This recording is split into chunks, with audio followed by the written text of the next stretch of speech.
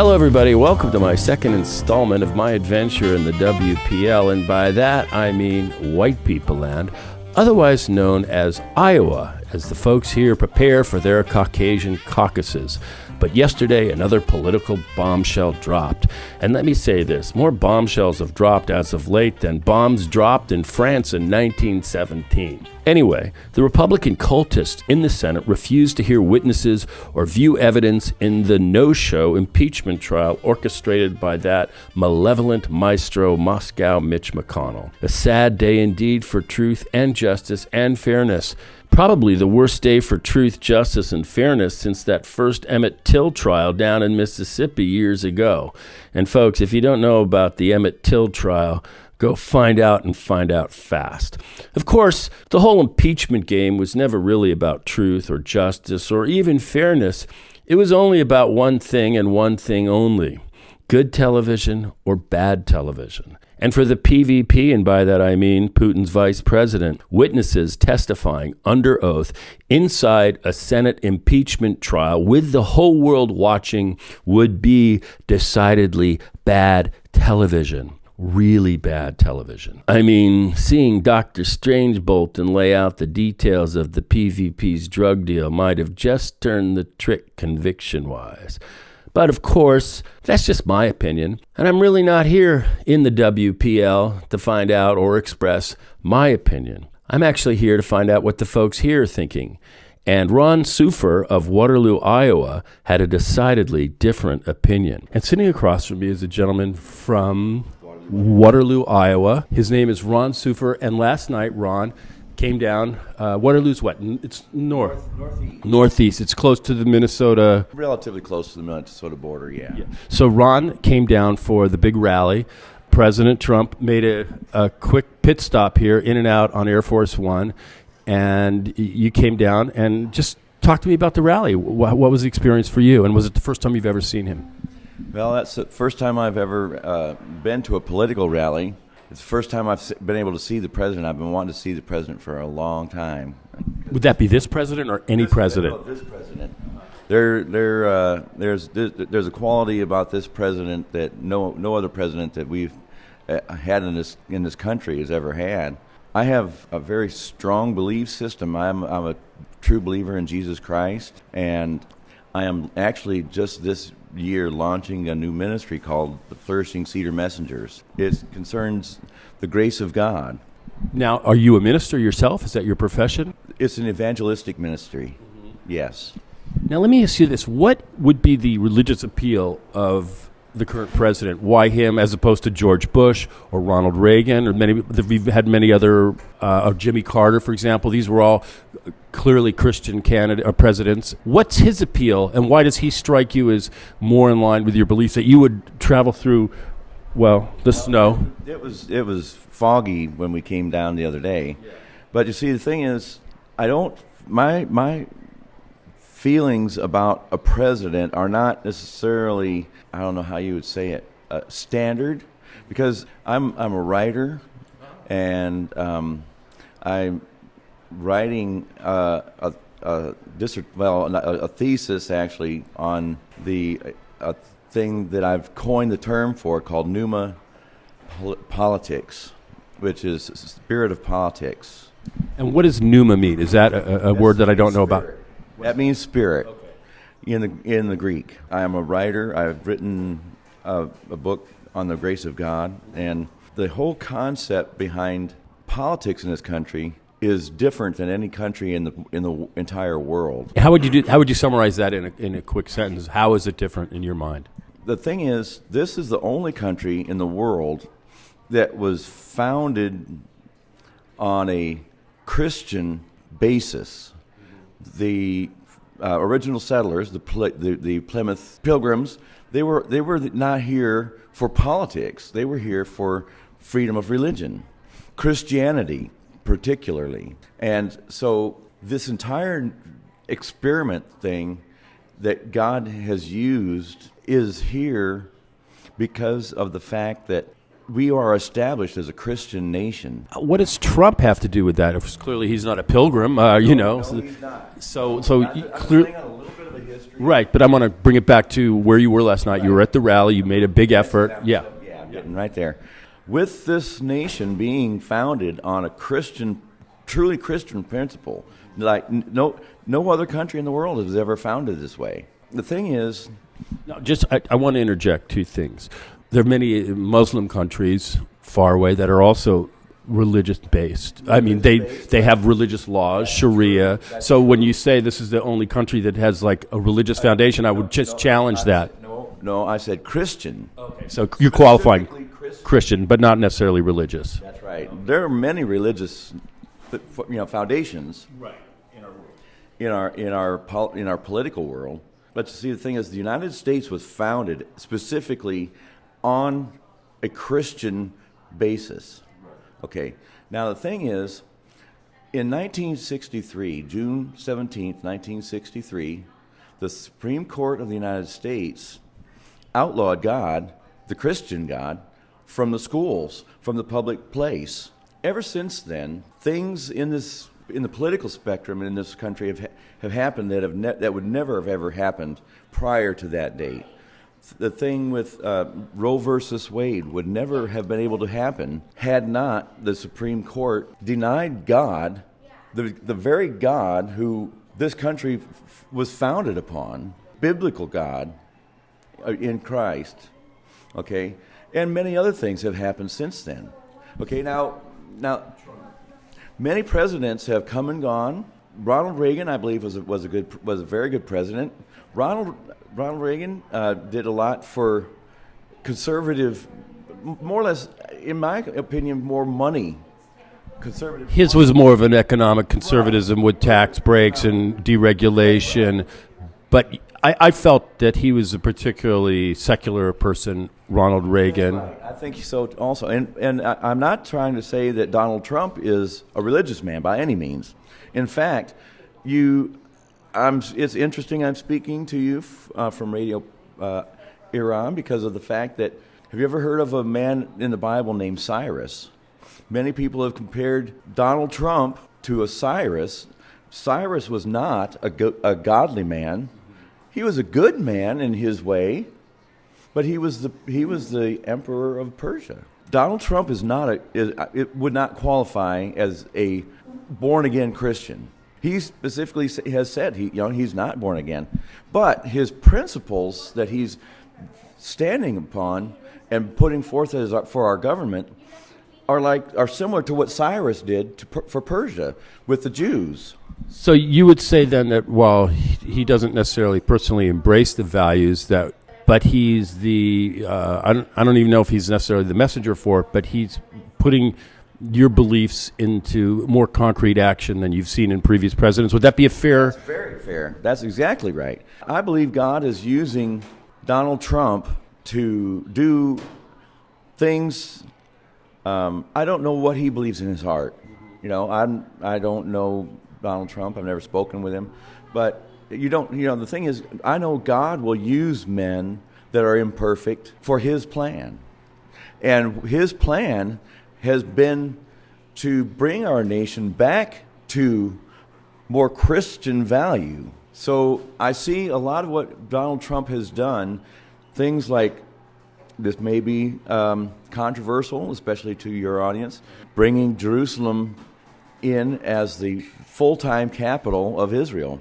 I'm a very strong backer of Israel for spiritual reasons in particular, because Jesus was Jewish. Jesus came from Jerusalem. And so At least from that neighborhood. Well, yeah, He was from a suburb, I think. He was born in Bethlehem and then lived in Nazareth. He also traveled for a short time in Egypt while Herod was trying to get rid of him. The spiritual value that Donald Trump represents, I don't know that he fully even understands himself. But you do. Well, I believe I don't fully understand it, but I look at it as an outsider, and my spiritual view shows me that he is conducting many things that I believe God would have him to do. He's very pro-life. I know even at one point in time he was as far as I understand, he was very much just on the thing of choice in life. But now he is very, very vocal in pro-life. Was he last night? Very vocal. Yes. Just give me a feeling about the rally. First of all, was it fun? It was exciting. The first person to come out was a young man, Senator Chuck Grassley's son, from Iowa here, and he is actually the new Speaker of the House of Iowa. Right. He was the first speaker. He did a great job. We had several speakers come. We had some really energetic voices. The vice president came and spoke just before the president. And I've never seen Mike Pence speak before. Mike Pence is a born-again Christian also. I would argue that he's more obviously, in terms of his own deportment, born again than the president. He claims to be a born-again Christian, right. Yes, where Trump does not. And Mike Pence was, wow, I was impressed. I've never heard him speak, but he focused on the issues that I, as an American citizen, and I, as a Christian, feel are very important. He talked about our liberties that are being taken away. I mean, the Second Amendment is not a choice of whether you can have a gun or not. The Second Amendment says you can protect yourself. And if you go back to the history, it was not protecting yourself against only thieves and robbers. It was protecting yourself against the government. Now, I'm not advocating any kind of an armed revolution or anything like that. That's not what I'm saying. But the Second Amendment is there to protect us if we should, God forbid, ever get to a point where we feel that we need that type of protection. So right now we're using the First Amendment. By that I mean our freedom of speech, and you're advocating for the protection, the absolute protection, I might add, of the Second Amendment. That's right. So, one of the things, I'm from L.A., and you mentioned you lived in California. You lived in L.A., and I live in my own, I'm very honest with you, very liberal bubble in Hollywood. My congressman is Adam Schiff. He represents my little district, or I'm sort of in the bottom little sliver. If I walked 3 blocks away, I'm out of his district, but I'm in his district. So I live in a bubble. It's a bubble I'm very comfortable in. But I feel like one of the challenges of living in a bubble is I don't really get a chance to talk to people like you. And that's really why I got on an airplane yesterday and flew 2/3 of the way across the country. I put you here today so we could talk. I mean, God will do things that we can never understand. Yeah, as a matter of fact, I was trying to get reservations at hotels downtown, and I couldn't get them, and it was filled. So now I know that God actually decided, no, Bill, you're going to have to stay out by the airport in the fucking sticks so you could talk to Ron Sufer, and who has an interesting point of view and just came back from the rally. Last night, I'll tell you, Donald Trump, he's a man very, very comfortable with himself, and which is great. It's so refreshing. That's something that I've never seen in watching all the presidents in my lifetime, except maybe Ronald Reagan, he's the man most comfortable with who he is than any of the presidents. He doesn't guard what he says. He says what he means. And I find that the fact that he does do that appealing. I find personally I love what he does think. What he is speaking about. He went through everything. He unlike Joe Biden, who half the time doesn't remember where he's at. Donald Trump even named several towns in this area by name. So he had a feeling for the local when he came here. He was prepared. He was very prepared. And where were your seats? We were on the. It was in the Knapp Center at Drake, and when you come up, I'm handicapped, so we were on the first row on the first level, because then you have to go down and get down into it.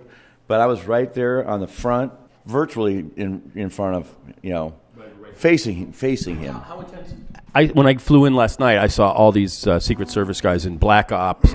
How like intimidating for you was just the whole clearance and the security of getting in? I've never been through that kind of thing at an event like that, But I'll tell you, these guys. I mean, you know who the security people were because they didn't hide it. Well, when we got to the staging area at about 9:30 yesterday morning. Oh wow! The event didn't start until and it didn't start until 7.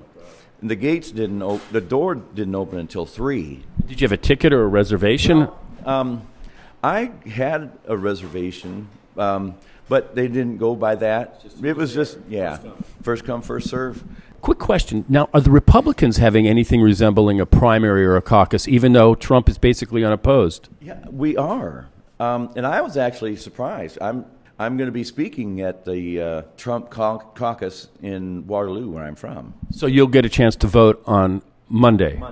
Right, because we're going to be caucusing, I guess, just to show our support for we got some representatives, like our latest representative from my area betrayed us. She voted for impeachment. That's not what she said she was going to be going there for. You're talking about your senator? No, your congresswoman. Was she Democratic? Yes, but see, when she was running against a very good man, Rod Blum, she lied blatantly, saying that, I'm not going there to, but that's all she's been concerned about. And I've spoken to her people at her office and told them I'm not happy that she lied. So would she be qualified as one of those blue dog Democrats, sort of? No. No, she is not a blue dog at all. She's a strict liberal, Hollywood liberal. And you'll have your chance. You'll have your well. You're from L.A. and you're in Iowa, so you got some roots. Well, I would bet it's Ron. It's really been a pleasure talking to you because one, you're intellectually honest, so it's always fun to talk to people that you can have the same baseline. It doesn't necessarily matter. We don't have to agree on everything in our country. And you're offering me insight that I can't get outside my own door in L.A. That's why I'm here. Believe me, I get that the opposite opinion no matter where I go, because every major media outlet is all the same. Pay attention sometimes when something happens. I don't care if it's about Trump. Watch the media. They always get a word that is their talking point. I don't know if you remember when George Bush was running for office. This was not the first time I noticed it, but it was the most obvious that ever came out was when the media all came out one day and started saying, he has no gravitas. Who uses the word gravitas? Nobody. But if you listen to the media, they it's constant. They all have one word that they have to throw out there about that's always derogatory against a Republican, and very much especially Donald Trump, because he never colluded with anybody. The ones who colluded with Russia are the Democrat Party. There is much evidence. Now, I don't care what Adam Schiff says. Adam Schiff is an absolute liar. I'm going to be very, very, very kind to him. Very kind. He is one of the most despicable men ever to step within the walls of our Congress. He has lied. He has cheated. I can give you one example that I'm sure you've seen. The day that they opened the impeachment hearings in the House, Adam Schiff lied. He sat there and read a made-up story about what the president's conversation was with President Zelensky. I've read the transcript of what the president said. I also have watched more than once this heinous, out-and-out lie that Adam Schiff used to present his grand case. And also remember, for 3 years, he's been saying he had evidence that President Trump colluded with Russia. And where is that evidence in the impeachment articles, huh? Just throwing that out there. that this entire thing for the last 3 years has been not only a lie, but a conspiracy to first keep President Trump from becoming president, then to keep him from being inaugurated. But many Democrats want to get rid of the Electoral College because they know they can win. For the last 3 years, everyone in the world coming with anything coming through our media has been lied to about a man who is innocent of any crimes concerning the election of 2016 and any potential crime for 2020.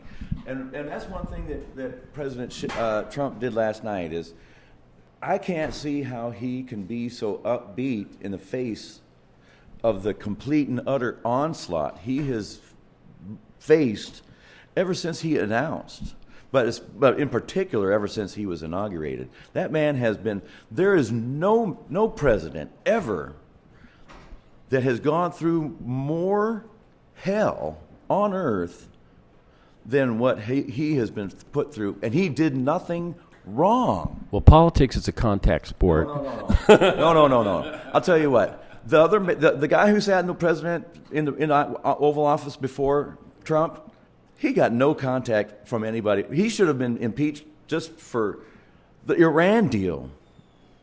The Iran deal was an illegal thing. You don't just give Iran, the regime in Iran, I'm going to make that specific, the regime in Iran, $150 billion in cash. So, I'm also retired military. right, you were in the Navy, right? I was in the Navy. And where did you serve? In Hawaii and California. My last duty station I was actually a recruiter in Los Angeles. And you recruited a lot of people, right? I worked at it. So now you spent your life on ships then, or a big part of your life on ships? 14 years. But now you're so far from any ocean. Is that because you're just tired of the Navy, you don't want to see the water anymore, or? No, I wish that's the one thing I miss. I love the ocean. I love being out at sea. Well, so do I. We got that in common because I'm a surfer. Okay. I wish I used to, when I lived in Hawaii, I used to do a lot of body surfing. Oh, yeah. I've never was coordinated enough to get up on a board, but I could body surf. Wow. I could seriously hit the beach. So, well, we got some things in common. We both love the ocean. Ron Sufer from Waterloo, Iowa. You're headed back home today? We're headed back home here shortly. And I'm looking outside. Well, it looks like the snow is stopped a little bit. Right. We're only supposed to maybe get an inch or so today, so hopefully, I mean, if it's just a little light snow on the way home, it'll be fine. Yeah. Now, you mentioned about the media being biased. I just want you to know that what you have here is completely unedited. I want you to feel like you had a chance to express everything you wanted. I've had a wonderful time speaking with you. Okay, well, it's been my pleasure. That's my thing.